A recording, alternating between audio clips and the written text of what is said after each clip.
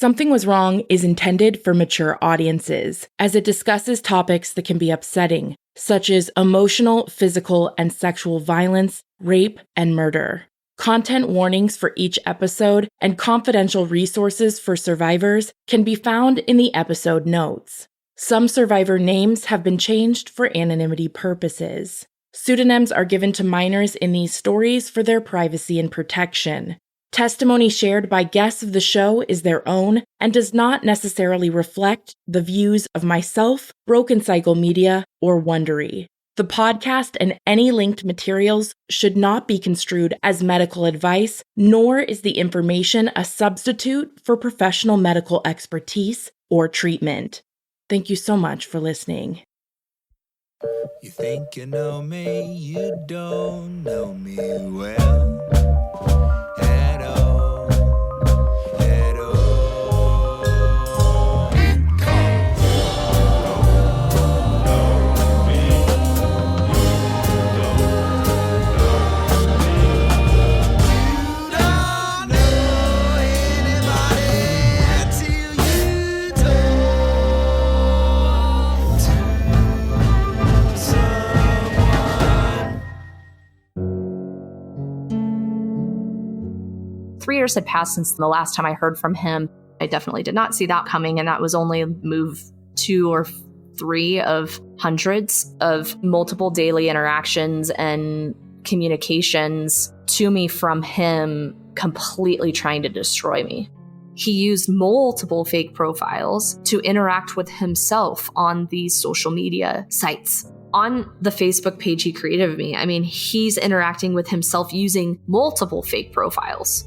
He was posting weird content, racist content, to a harassment level, the amount of posts on a given day to my company's social media accounts. The amount of research or tracking he had to do to come after me from all the angles that he did is just very disturbing. I don't know who has that much time to want to destroy a person, but this man had that. By December of 2020, I had filed 4 reports to the FBI. The 4th report to the FBI was May of 2020, and at that point, I just kind of gave up. I figured at some point someone will reach out to me. I wanted it to be federal because, I thought this guy could be in Denver, but I also didn't know where he could be. And so if he was in another state, I thought the FBI would have resources to find him somewhere else. Mind you, I'm still trying to co-run a business and do my daily job. I couldn't stop what I was doing. So this just felt like bombs being launched at me multiple times a day for years. It's almost like warfare and chess. He's trying to outsmart me, and he is, because the way he thinks is not how a normal, healthy person thinks. And I'm trying to defeat this guy. The support that I have from family and friends was phenomenal. At no point did anybody make me feel bad for what was happening. I think they all were worried about me and obviously wanted it to go away and didn't quite understand why this guy kept coming after us. I, of course, was very emotionally fragile. I was on edge. I was constantly checking social media. I was constantly checking email, trying to figure out what he had done next. I wanted it to go away, and the stuff that he was doing had the potential to destroy relationships in my life. And I'm grateful for those who held my hand and helped me through it, because their support was everything. And that's one thing I fear is, if he had been doing this to other people, did they have the same support system I did? Because I knew what I was going through, and I had all the support in the world, and it was still extremely difficult. When I didn't feel comfortable being here alone, my parents, they came and stayed with me multiple times. I wouldn't necessarily ask for them to come stay with me. They would just say, "We're coming." I don't think I realized at the time that was so impactful, because I actually could get a solid night of sleep. Of all the people in the world, she should be the last one to have to deal with something like this, in my opinion. And I know I'm her father, but she's a genuinely sincere, caring, good person. And for someone to act this way, whatever their motivation, is just unacceptable and very difficult to understand. It was very disheartening, and the anger comes back. Why is this person doing this? Why don't they leave her alone? The communications were definitely intended to make her uneasy, to make her fear, and to belittle her in any way possible. Once I saw some of the evidence that she had gathered and some of the communications He seemed to always cite criminals who were involved in serial murder or rape, names of people who were on death row for violent crimes. And that's not the kind of thing you want to hear. It made me concerned for Amy, and it made me question whether this was just somebody doing it for their own personal gratification, or if it was somebody who had a serious issue, a mental illness or a violent background that could take this to the next level. And I really had that concern, and I still do. And I have for some time. I can remember feeling that helplessness return because, again, we still didn't know who it was, had no idea where they were at, whether they were down the hall or if they were in Europe.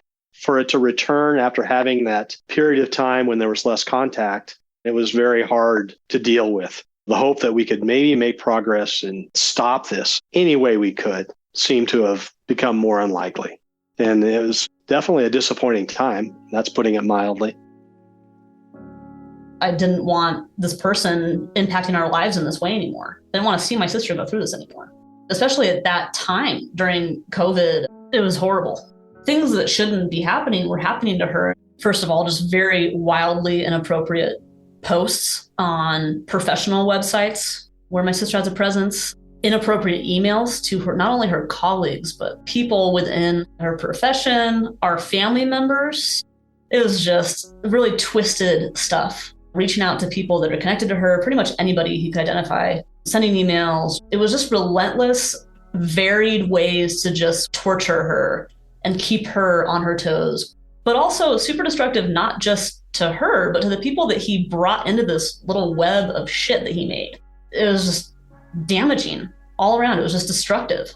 You know, he had these photos of her too, and he was just posting them everywhere, like making new accounts. I spent one evening just sitting there for 2 hours, constantly reporting these accounts with her photographs, and some of them are still up. We don't even know how many of those accounts that he made and how many of her photos are just out there. He really liked to include mass murderers' names when he would write account handles and things like that, recounting traumatic shootings, things like that, and just constantly referencing or speaking of women who had been stalked or murdered and fueling the fear.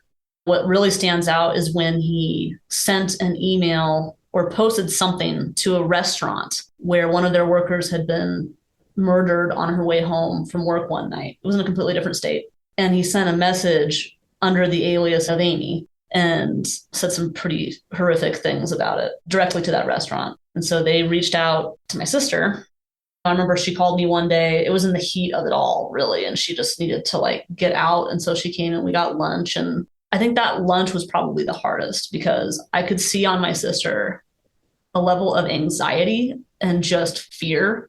You know, it just corrodes you from the inside out. And it was just so obvious on her that day.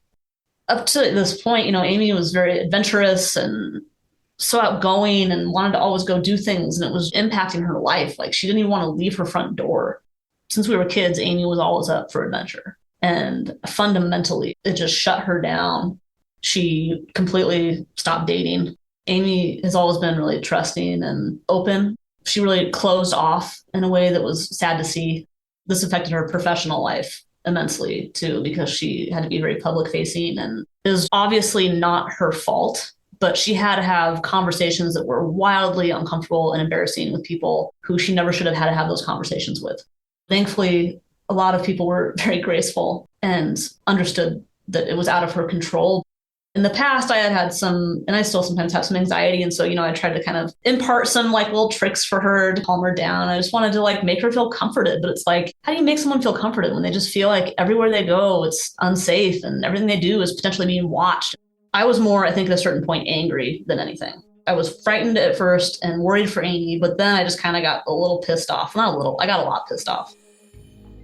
My name is Sarah. I work with Amy. We are her firm's public relations and communications firm that also handles their social media. Our team got the notice of a comment that was posted initially, and then Amy had followed up. It just appeared as a very off-color comment on their company's posts. We, of course, get the alerts and got notified. Amy followed up immediately as she had been tracking it too. And we took it down. And that's where the conversation about this situation started to expand. We needed to really be on the lookout because he was very active again. It was alarming. It was unexpected because we had never dealt with any of those types of comments on their posts before, but it didn't necessarily tip us off to what was to come. Usually, in a lot of these instances, and like we thought initially, it's just a one-off comment. It's not unheard of that there are fake accounts. They've had an interaction with a company and felt like they can serve it to the company by posting a negative comment. It's typically a one and done situation. So whether that's deleting and moving on or turning off comments and moving on, that's usually the breadth of it, honestly. But to have it come back and proliferate is something that we had not ever had experience with before.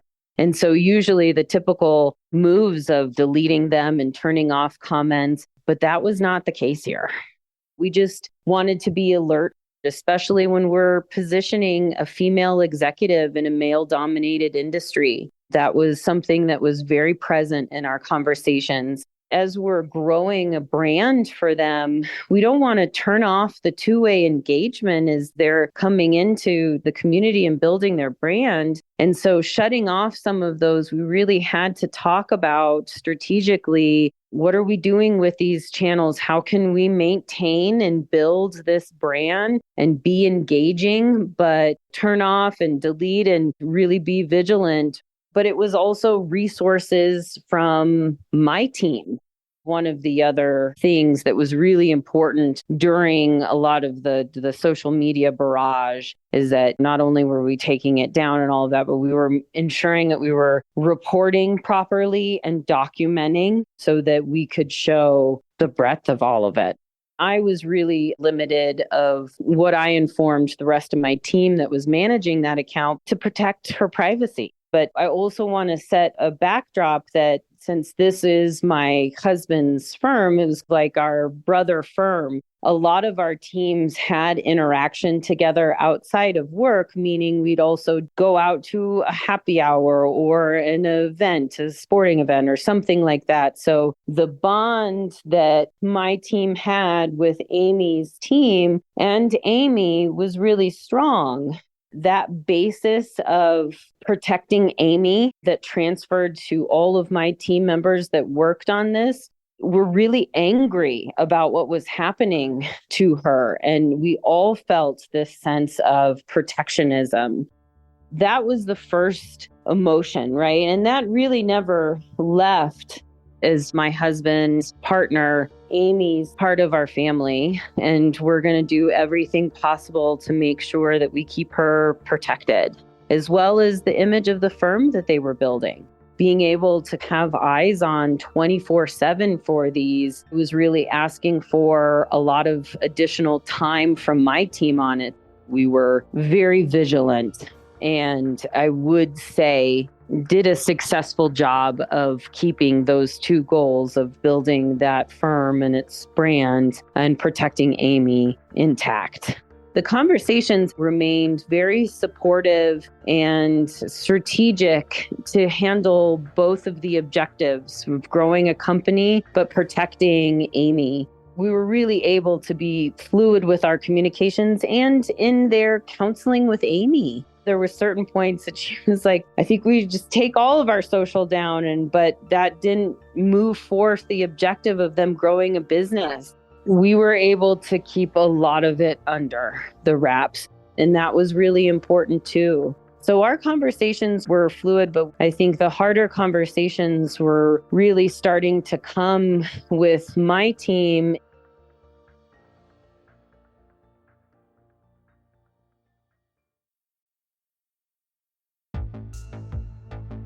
My name's Andy, and I'm Amy's business partner. We've been business partners since 2017. Amy and I would have conversations whenever he would surface and text her or reach out to her.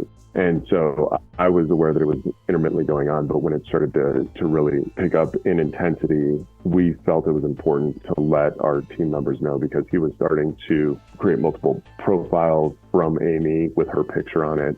We wanted to make sure that everybody was very vigilant about their safety. We have a lot of women that work with us, and we wanted to make sure that everybody was both feeling safe and fully understanding the situation and aware of what was going on. It was very concerning. And he was referencing local restaurants right around our offices. It was as though he was local at that point. I think we all lost some sleep during that time. We worked with the security services for our office to make sure that they were well aware of the situation. We put locks on the doors. We made sure that if people didn't feel comfortable walking folks to cars and things like that, just making sure that everybody felt like they were going to be in a safe situation, making sure that Amy felt like we were reaching out to her and that she was taking good care of herself, both mentally and physically, but also then not putting herself in situations where she's walking around alone downtown and things like that. I think the support for Amy was very helpful for her during that time, but it also showed how much people just care about her.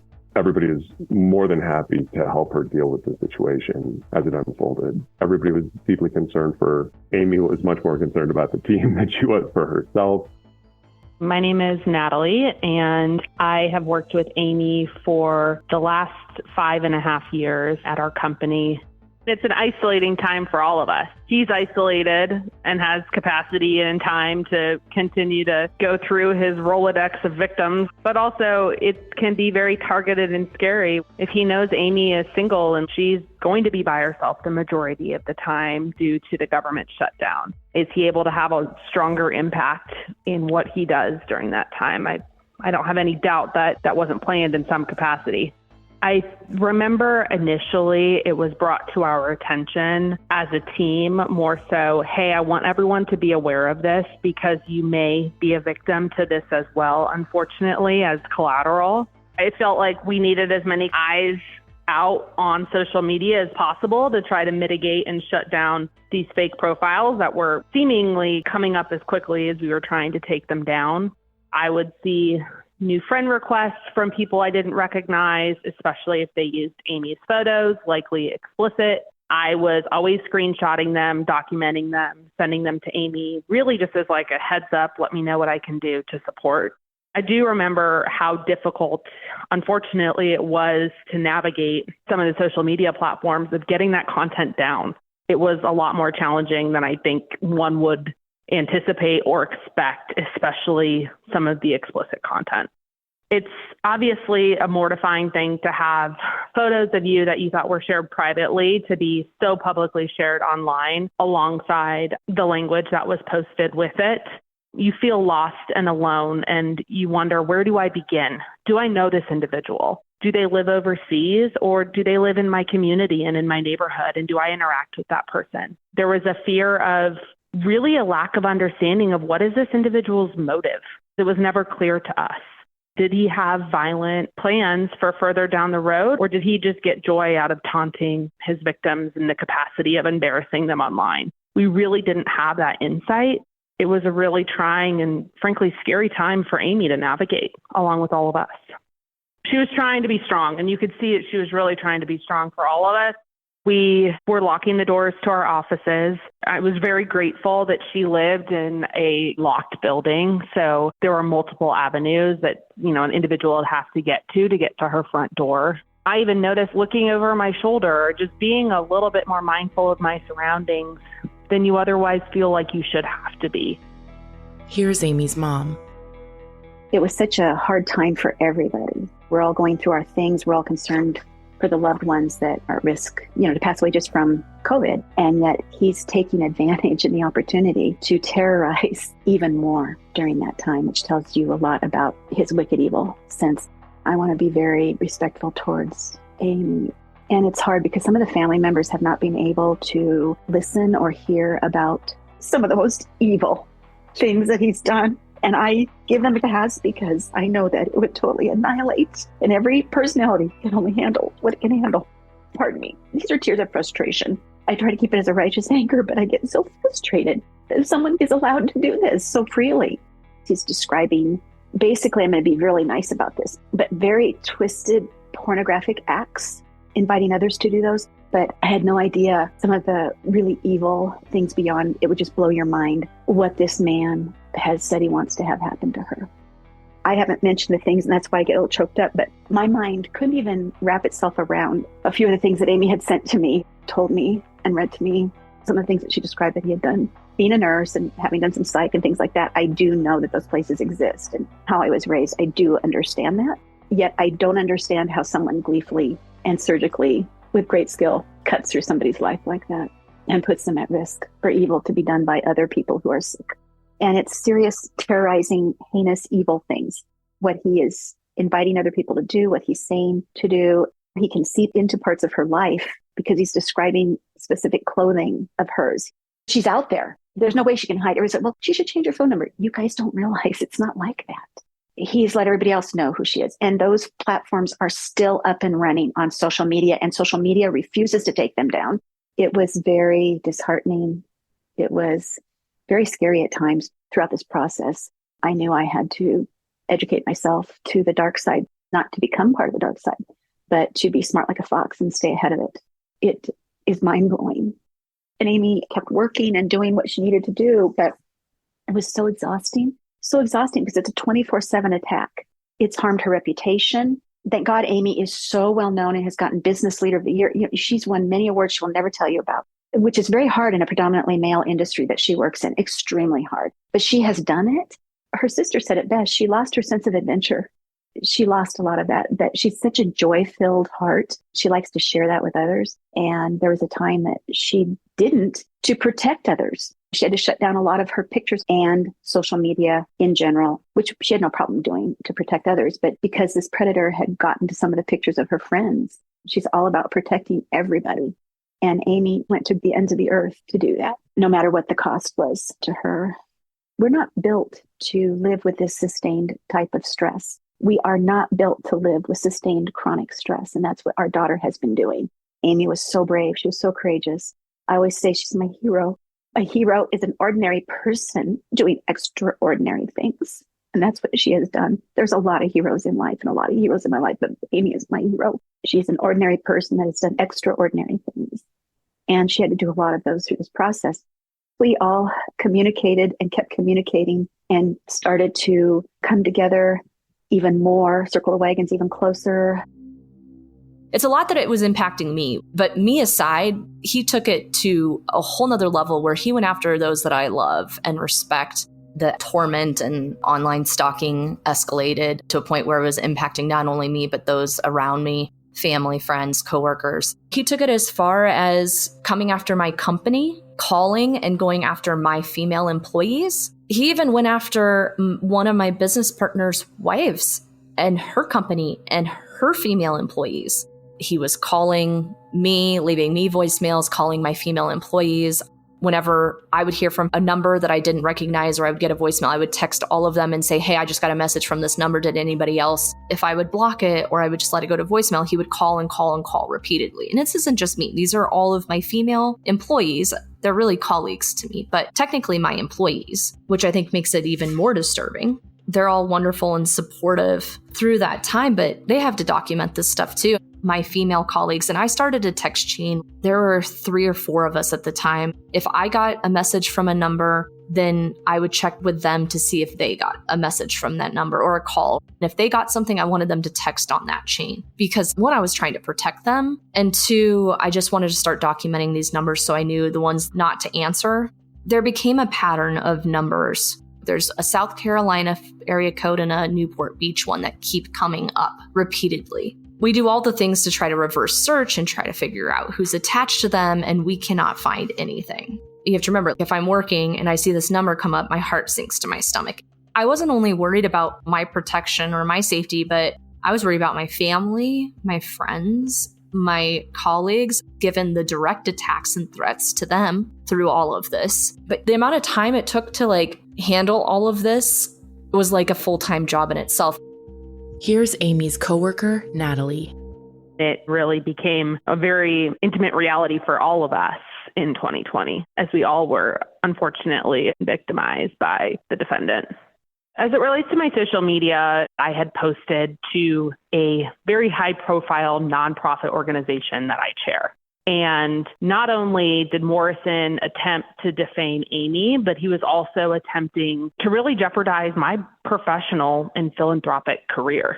For somebody who is scrolling social media and sees those comments without the context of what's going on, it is really confusing. And people don't typically jump to the conclusion that we have a stalker. And so it was a balance of how do we try to get this content shut down, and how do we respond to this content in a way that doesn't continue to fuel him to continue to post.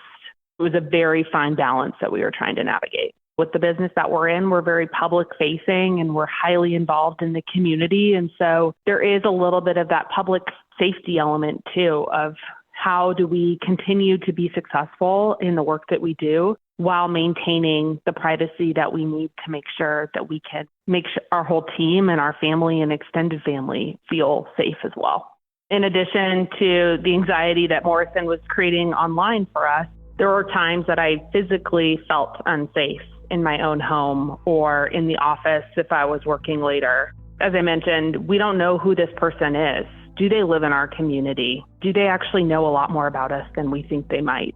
I actually run a short-term rental business on the side, and there was one particular night that I received a relatively strange request on my short-term rental app asking for very specific information regarding my property, being what are the cross streets, more insight into kind of the layout of the bedrooms, et cetera, of our house. And I freely gave that information, as I normally do, to help see if a guest is potentially interested. And directly following that information I provided, the request was withdrawn, and I began immediately receiving text messages from the defendant, Morrison. And it was, "Hey, Nat, are you up?" He was calling me repeatedly. At that point, I'm like, is this guy at my front doorstep? And I just don't know. And so that was one of those moments that I was really scared and felt extremely alone. It felt interesting that he kept referring to me as Nat, which is really only a nickname that is used by close friends and family. It felt a little bit strange too, like maybe this individual does potentially know us or has at least had enough exposure to others to understand that that's kind of a more personal name that people call me. My husband wasn't home that night, so I reached out to him. And then I reached out to one of our other male coworkers who was very privy to the situation at hand. I was debating, like, do I go stay at someone else's house tonight? I don't think I actually shared that until the following day, just out of wanting to protect Amy. It's not fair for her to have to carry all of this load just because she was the initial victim, but also wanting Amy to be aware of the situation from a documentation perspective. I think it ended up being relatively factual, just, hey, wanted to let you know I had this experience. These are all of the voicemails, all of the text messages. She immediately went into action of how we will navigate this with our PR company, with the news outlets. And it was just amazing to see how proactive she was to the situation at hand. It just speaks to the quality of a leader that she is and the type of person that she is.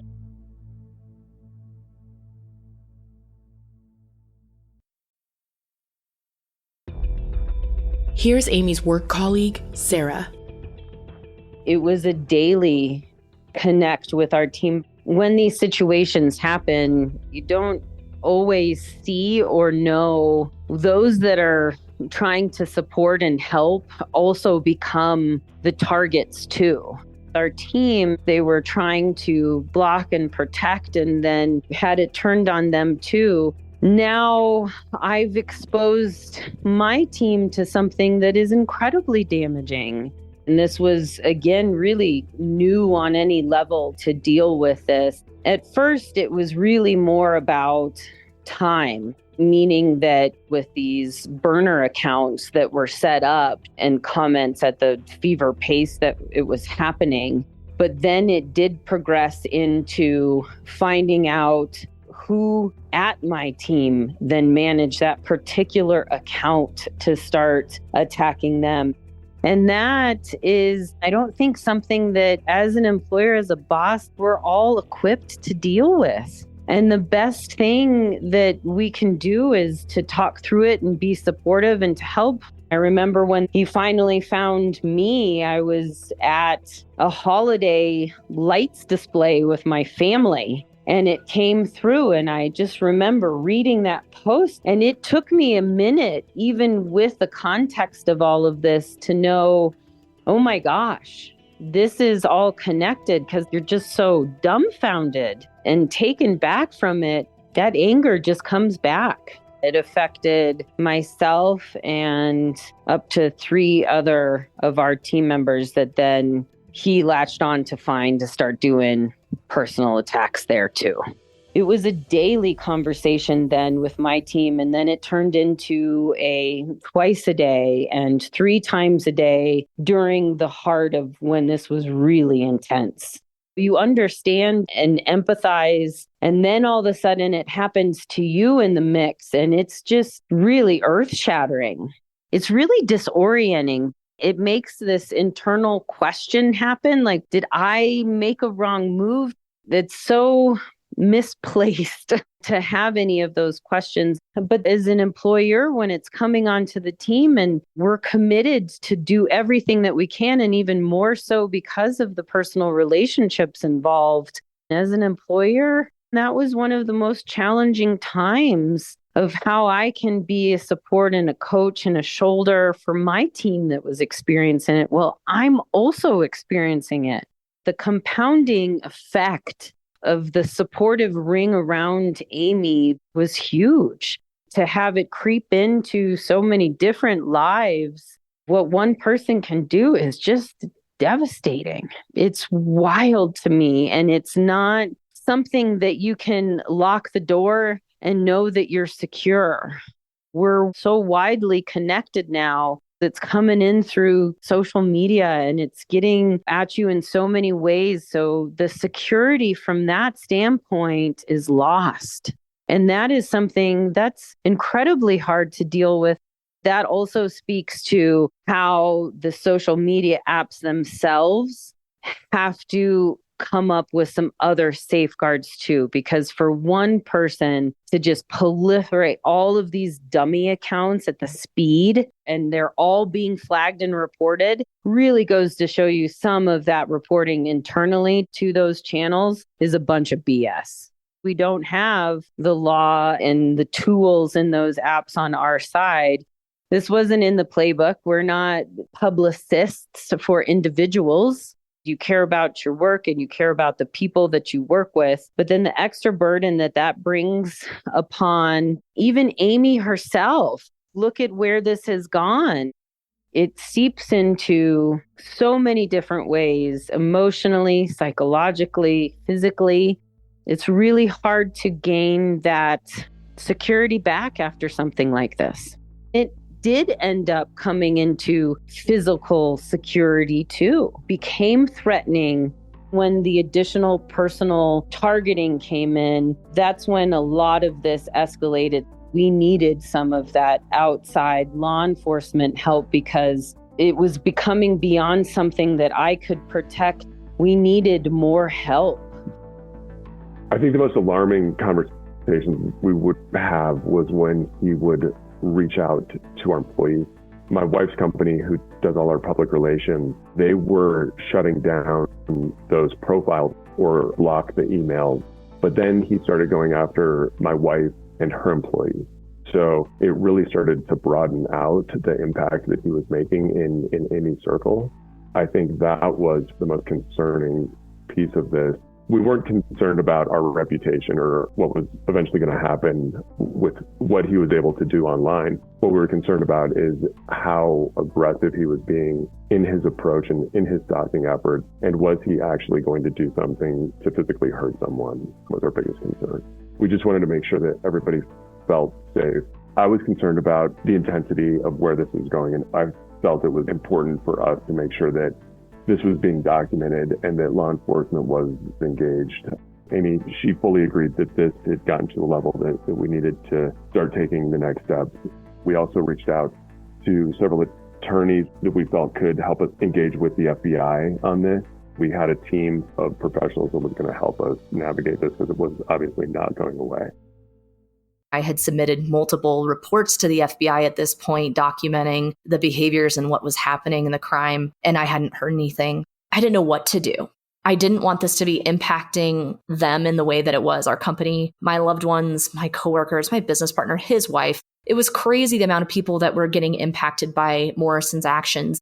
We had a conversation with an attorney that kind of ended there, but we agreed that I would lob a call into the FBI field office here in Denver and just get their advice on what to do. I didn't know what to anticipate when I called. I didn't know if it would be a voicemail or what would happen. I actually got someone in person on the phone and basically said, I'm being stalked online. This is the situation, kind of summarized exactly what I've explained to you thus far. I actually got a special agent on duty. I don't know what I said to him, but he listened to me and heard my story and escalated my case to the cybercrime unit within the FBI field office here. As a result, a case was officially opened actually through the Denver Police Department in January of 2021.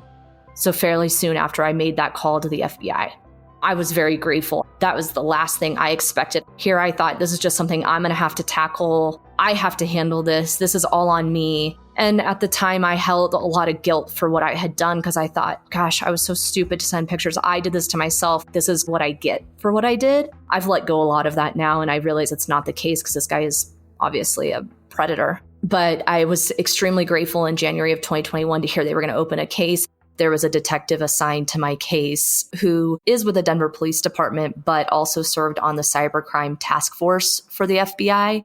My detective started investigating and trying to find who this individual was that was harassing and stalking me. I was on the phone with him probably every day, multiple times a day, as my stalker was continuing his behaviors, and I was reporting information and a lot of the details that I talked about prior. I kind of took a backseat. Anything new I saw, I would just send it to him to add to the file. His devotion and the time spent on my case was so much more than what I anticipated. And we had a number of phone conversations, but I have not met this individual in person while he was investigating my case. And my sister, she was absolutely detective number one in trying to find information and track him.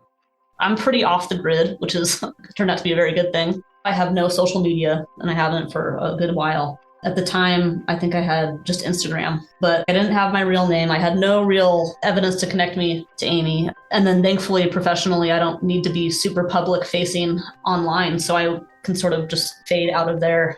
I really felt like at first I didn't have any reason to worry, but as things progressed, I became pretty vigilant about just sort of making sure that I was not to be found online at all because the severity was so clear. I never had any kind of contact or interaction, but it got to a point where I was like, I don't know what I'm doing, but I might as well do what I can to try and figure out maybe who this person is, or at least where this is coming from.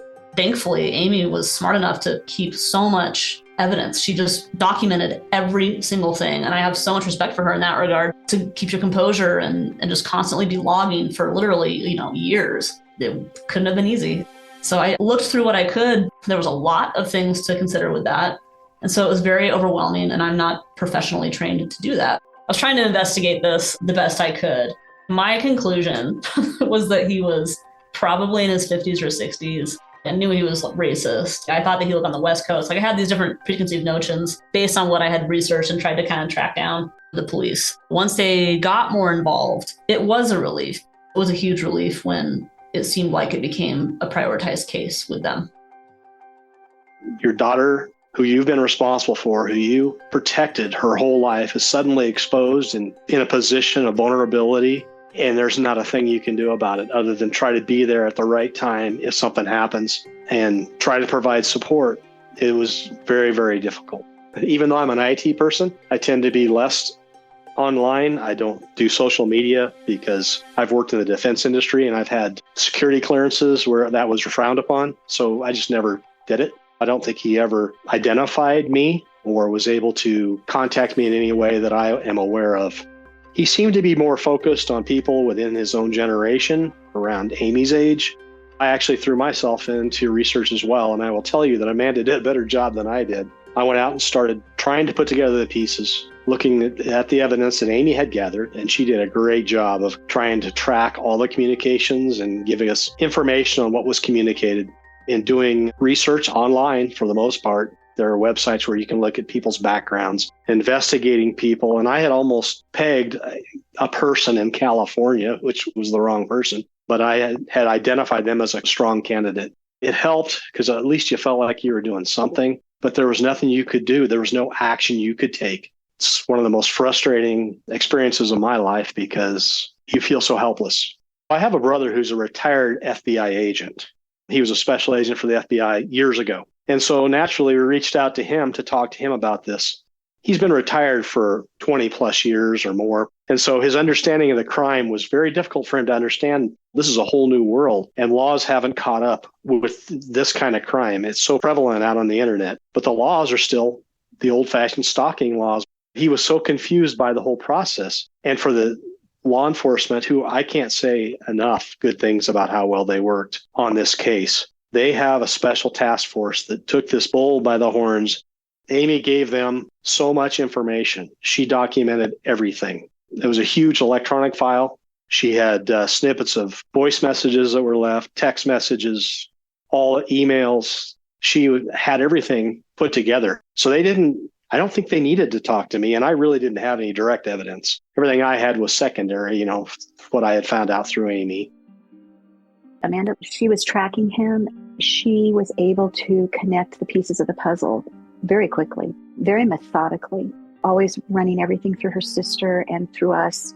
She was absolutely phenomenal. She was heads and tails above all of us. It's just part of her nature, being a teacher and teaching history. And we learned from the FBI that they actually hire historians to do exactly what she was doing, that naturally came to her, tying everything together from the smallest little piece.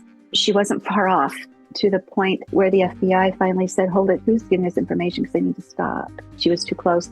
They primarily focused on interviewing Amy. We were thrilled. We're like, oh my gosh, we're finally going to know who this is, where he's at, and something is finally going to be done to stop him, not just for Amy. Amy, number one, she is the love of our life, yet for everybody else. Next time on Something Was Wrong.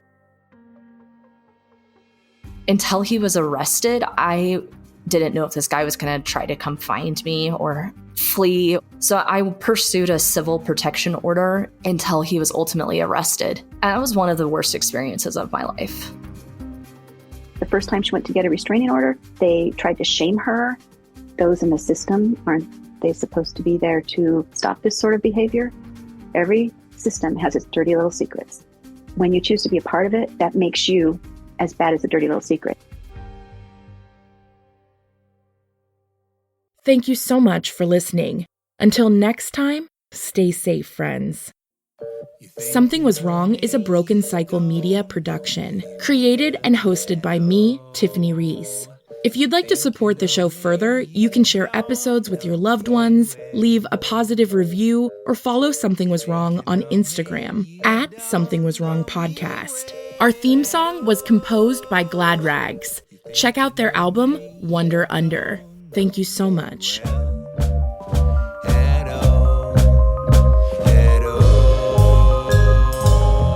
take my time.